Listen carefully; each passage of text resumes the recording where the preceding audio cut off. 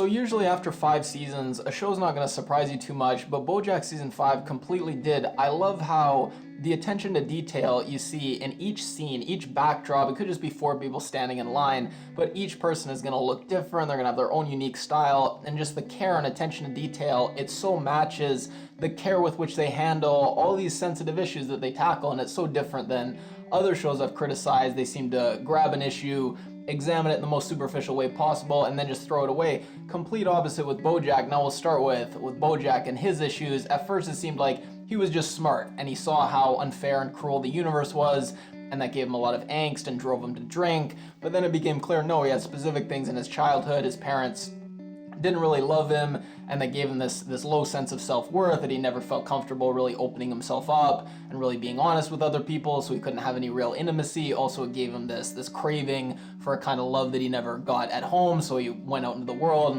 and sought fame and this kind of external validation and created this really toxic mess. But this season it went even further, and it just drove home the point that even if you understand all this, and BoJack, sometimes he's been very self-aware of his problems and his failings, but it hasn't really helped him. So knowledge isn't always the answer, and sometimes you think that if you can just figure out exactly what made you the way you are and exactly what went wrong, that's going to magically solve everything. But in reality, you've just got to, on a daily basis, just make the small steps consistently to be a better person. And BoJack, when he's at his mom's eulogy, he starts to talk about the difference between TV and reality. On TV, you can be a horrible person season after season, but then you finally figure out and crack the secret of what makes you the way you are, and then you do this big gesture and make everything okay. But in reality, it doesn't really work like that. And it's perfect with his dad, BoJack's dad.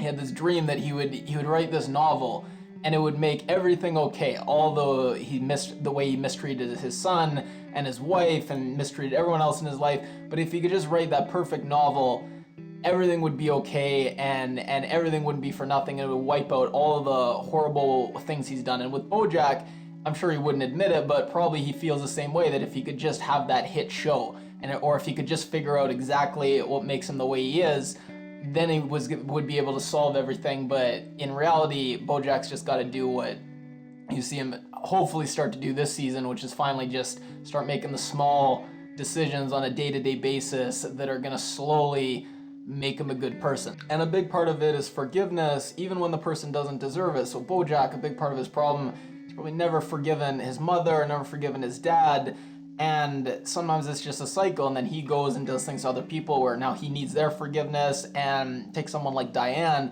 to just break the cycle and forgive BoJack even if he doesn't deserve it, and maybe that'll help BoJack forgive his mother and forgive himself. Now Princess Carolyn, her whole trying to get a baby storyline, I really loved how they drove home the point that maybe no one really sees it that way, but she's actually a really natural mother and has been taking care of other people her whole life. It started with her own mother, wasn't really a mother to her. She kind of had to, in a role reversal, be the mother for her own mother. And then with her clients, especially BoJack, she's kind of always taking care of them, always helping them out of messes, takes care of Todd, even takes care of her own assistant. This season we see how rather than the assistant helping her out, it's just another person in her life who she has to baby and take care of and walk through things. So in some ways I think she could actually be a really good mother, and it was kind of nice to see a storyline work out for her. And the satire of Hollywood, I thought it was as good this season as it's ever been. They made fun of all the book adaptations and then also shrinking attention spans, so eventually it's just going to be adapting greeting cards. That was funny. I love the notes, the whiteboards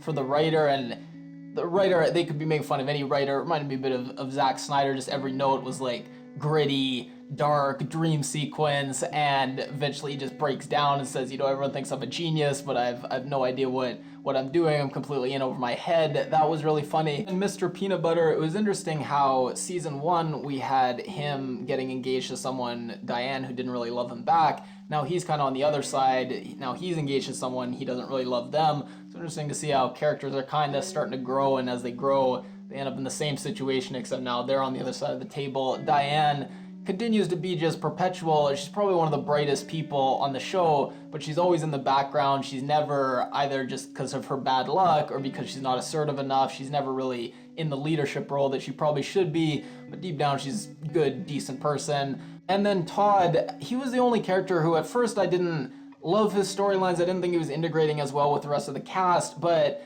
the storyline, just seemed like typical wacky Todd storyline. first of all, he becomes boss of this company, completely unqualified. That's common part for the course with him. But then he's asexual, so he builds a sex robot to have sex with Emily. This sex robot ends up becoming his boss somehow, but then it linked together so perfectly with all these other issues that the show was tackling that are so timely, and kind of the satire and the skewering of Hollywood. So even that ended up working really well. I loved the cameos, I guess not cameos, but the people that came back. So Diane's boss, the kind of like BuzzFeed, internet company boss, I loved. She was great. All the headlines, the ridiculous articles, 5 times Rihanna was life, was absolutely everything, or 13 celebrities that look like soup. So that was really funny.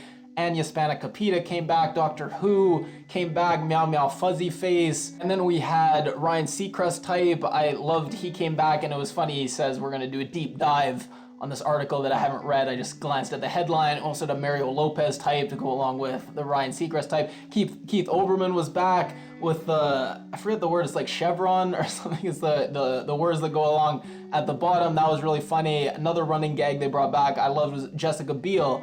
She came back. One of my favorite storylines, things that are very underrated, was when they were all trapped underground, and everyone just started going crazy and worshiping Jessica Biel and worshiping the flame. So I love that they brought her back. And then the longest running gag, Mr. Peanut Butter yelling stuff at Erica, that's been going on since episode 1, season 1. It was so nice to see that back. I hope they never drop it. Now, some stuff I didn't get, hopefully you can help me out. So I remember from season 1, there was a guy and he had a shirt that said, "My other bike is a tree." Now I saw him again this season. I still don't understand the joke. I saw there was a shirt at a costume party that said, "Vote Tina."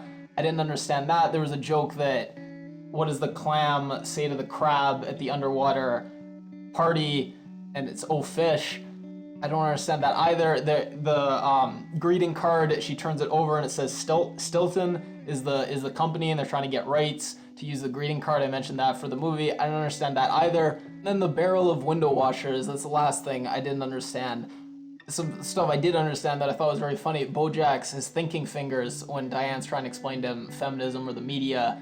Bojack's just trying, but just not getting it at all. The poster at the therapist's office that said "holding in your tears" is like spanking your inner child. Mr. Peanut Butter's Zach Galifianakis costume from The Hangover, I thought that was very good. The Scarlett Johansson Ghost in a Shell joke, that was pretty ruthless. How Bojack pretends to hate the annual Halloween party but clearly just loves it.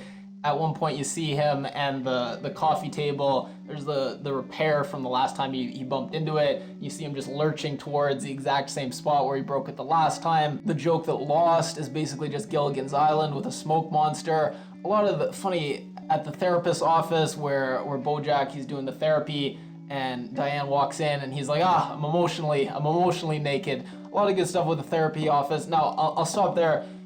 It wasn't as good as other seasons in that the episodes themselves, they weren't as memorable. There weren't as many, funny adventures, funny side characters. Like the storylines weren't quite as good. But overall, what they tried to do and the issues they tried to tackle, I thought that after season 4, where they ended things in a very positive way, where Bojack seemed to be starting this new relationship with his sister, I thought the whole season was going to be about him starting to build this relationship with his sister, and there was going to be struggles along the way, but it was going to be largely positive and uplifting.